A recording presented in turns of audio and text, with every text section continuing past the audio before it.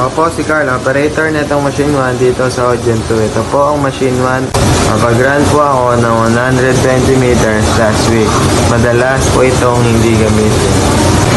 Ito po ang printer head area. Ang last palit po nito ay nung October 9, 2023. Dito naman po ang aking capping. Ang last palit po nito ay noong January 25. Ito naman po ang tamang pag-head clean.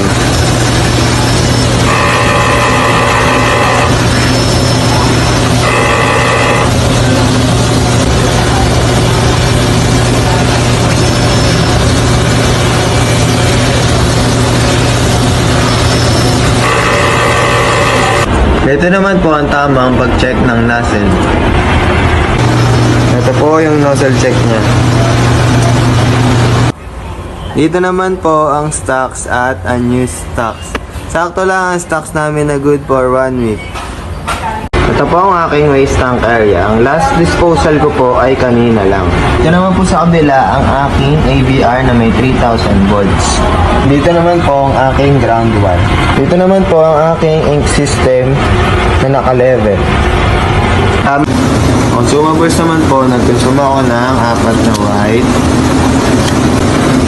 isang black,